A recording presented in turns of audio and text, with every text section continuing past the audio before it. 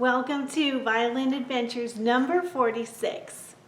I hope you enjoy this episode. We're going to have question and answer time. We're also going to have a little interview with a harpist and just some fun little things. Since this past week, I really enjoyed spending time with my sister and her two children, so I didn't get any work done.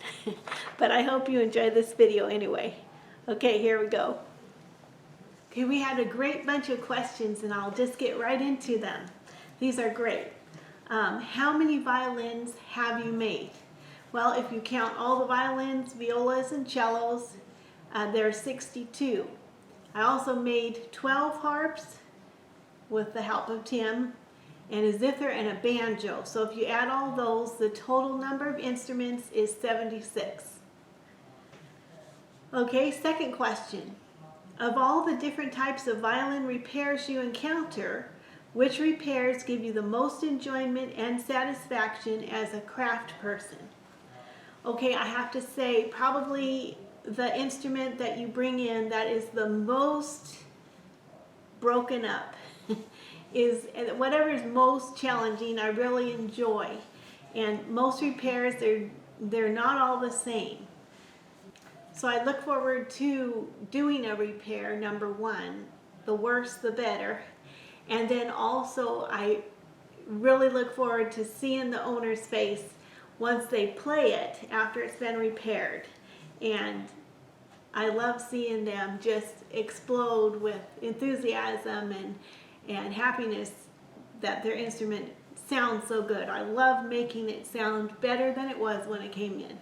Okay.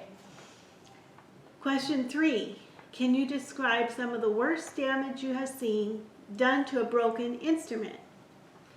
Okay, the worst one was a cello that had gone through the San Francisco earthquake and it had gotten smashed. And so it was literally in pieces. So putting each piece together, we had cleats running everywhere. But I tell you, it was a really old cello, and once we got that together, the sound was gorgeous. So don't give up on your instrument. If you've got a nice instrument and it gets smashed, don't give up on it. We can always repair it, and you never know, it may sound better than it did before it was smashed. Okay, next question. How did you learn the craft of violin making? Okay. I was teaching violin to my students, so when they needed something repaired or if they needed a rehair done, I would go to Albert Muller's shop and get that done. And one day he told me, I'm going to be closing the shop. Well, I was very disappointed because I loved the shop. As you know, it was like an old-time shop, and it's stepping back in time. And I love antiques, I love old things, so I asked him if I could take pictures of the shop, and I brought them back, and I had a little write-up that I was going to hand out to my students. And he handed me a book on violin making, and he said, would you like to read this? And I was just thrilled. I never dreamed of being a violin maker, so I took it home, read it. It was fascinating to me. I brought it back, and then he handed me a mold, like one of these, and he said, would you like to make a violin? Well, I was in cloud nine. I never thought of myself ever making a violin. And I said yes. I dropped everything. I was teaching school at the time. I dropped everything. I started an apprenticeship, took the apprenticeship on for about 6 years. We opened the shop, reopened it during that time. And 6 months after we reopened the shop, he graduated to heaven. So anyway, I just feel privileged to have that opportunity to be his last apprentice and to glean from him, you know, the best. I feel like I had the best training I could get from anywhere. Would have been right there in that shop, one-on-one. So I'm really thankful to God for that opportunity. Okay, next. Number 5. Is your favorite violin you use personally one that you built? Yes, absolutely. I have a really nice violin, but I love the ones that I build because they respond so easily, because I can express with them. Loud, soft, I can dig in, and the violin responds to all kinds of emotions. So yes, I love the tone of my violins and the response, so I use one of mine. In fact, I've had a few over the years, and they end up selling, and I have to say goodbye to them. So I hang on to it until someone buys it. But the violin that I'm working on right now, I'm loving it. And I'm really hoping that it will be my next favorite unless somebody buys it. You know what? It looks like it's getting dark outside. I'll have to hurry up here. The next question. You are a very talented artist with many skills. If you had to choose a favorite craft, would it be violin making, painting, candle making, harp making, or instrument repairs? Now that's a hard question, but when I think about it, I think that down deep I'm a violin maker, and I would hope that violin repairs would come along with that because I love making instruments and I love repairing them. So I think I would really miss it if I stopped. The painting, candle making, weaving, anything like that, I would just call hobbies. They're things I enjoy, but they're probably more like hobby. Oh, harp making.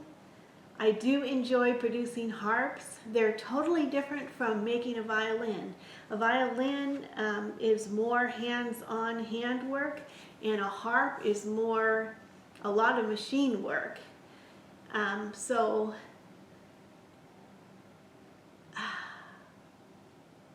I would really hope I could do violin making and repair and harp. I enjoy the finished product of the harp. Okay. Have you ever considered opening a violin making school? Yes, absolutely. That's something I would love to do, is open a violin making school. In fact, we've talked about it when Tim was in the shop. I would have loved to do that if he could be here to help make it go. So that's something that's always on the back burner. That may happen someday, but I would love to have a violin making school here. Well, that's it for the questions. Thank you for sending them in. And now we'll go on to the next part. So, I'm Susan, and this is my husband Bert. Hello. And we are here to visit Cheryl in her shop, in her beautiful home. We've come all the way from Sacramento, California. We left over a week ago. We're crossing several states. We've already gone through Nevada and Las Vegas, New Orleans, Nashville. We're on our way to North Carolina next, but we've hit several states. But coming to Kentucky was one of our top things on the list because we wanted to see Cheryl, of course, and we were so excited about this. I can't believe the day is here. And we had to bring her cello so they could get some repairs. Of course. Much needed maintenance that we were not able to get back home since Cheryl moved away. Yeah, my baby. She abandoned us and we have to come follow her, so here we are.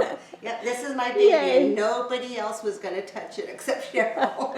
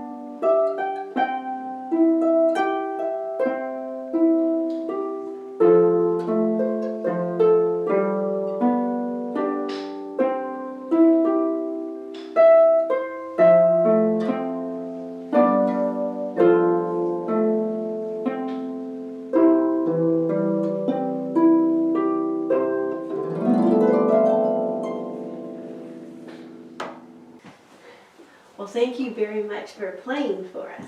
Can you give us your name? My name is Abigail Martinez. Okay. And tell us a little bit about the harp that you play on. My harp that I play on is a lever harp, and it is not the ones that are small lever harps.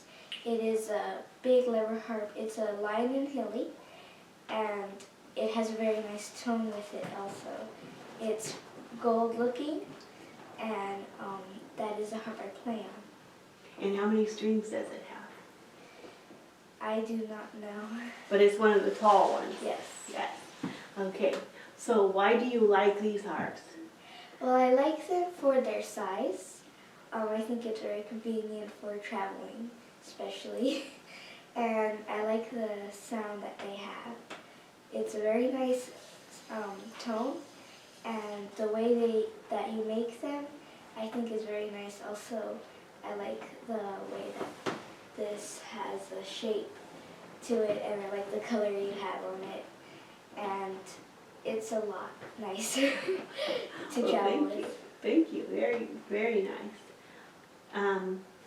Some people would like to know how to hold their hands when they're playing. Mm-hmm. Could you show us? Alright. So, when you play, you want to, if you're going to play like this, you want to have your thumb always higher than the rest of your fingers. And you don't want to have your fingers like that. You want to have them next to the tips. And you want to try to play gracefully also. Okay. And what about the other hand? This one, it is pretty much the same. It's just you cannot see the tips, but you also want to use the tips of your finger and play gracefully, like. And you want to have your hands in. When you play, after playing your thumb, you want to do that. Okay, so you want to go into a fist as soon as you play. Yes. And when you say the tips, you meaning like the fleshy part. Yes, pretty much here. Okay. When you're playing a note, I see that you have your hands, like if you want to play this note, these hands are placed. How do you place them? Okay, if you want to play just one note with your thumb, you usually, if you want to play just one note, you probably want to use your second finger, but if it tells you to use your first finger, then you just want to have your next fingers like this, skipping one note from the thumb. And that way it will be easier just to do that. But first, after you play it, you want to put it over your second finger, and you want to make sure that you keep it that way. Also use the tip there. Okay. How many fingers do you use to play the harp? You use only 4 fingers, which is your thumb and these 3 here. You do not use your small little finger. That is for piano and other instruments, because for one thing, since it's that size, if you're going to play, you've got like a scale going down. You got to go that, and that's not graceful at all either. Is there a place on the string that has a better tone? Well, you want to play more the middle of the string, because if you go high, it sounds like this. If you go way too low, it goes like this. They sound pretty much the same, but to get a better tone, you want to play the middle. Okay. Any more questions? Can you show how to play a harmonic? Yes. You want to use, here I'll show you, this side of your palm to place a string, and your thumb. The rest you just leave out. And you kind of use this to mute the string a little, Okay. and you gently just pluck it with your thumb. But you also want to play it in the middle, because if you play too high, it doesn't make sound. And that's the way you play them. But in the right hand, Yeah. you do the same thing. So she's pushing her palm against the string and then and you have to try to find the middle of the string, like you saw there. I was not playing in the middle, so it was harder. But when you play in the middle, it's easier to play, and it sounds more. And what's the proper technique for glissando? Yes, for a glissando, in the right hand, you would do this using your second finger but the side here. And if you want to go down, you use your thumb. In the left hand, it's the same.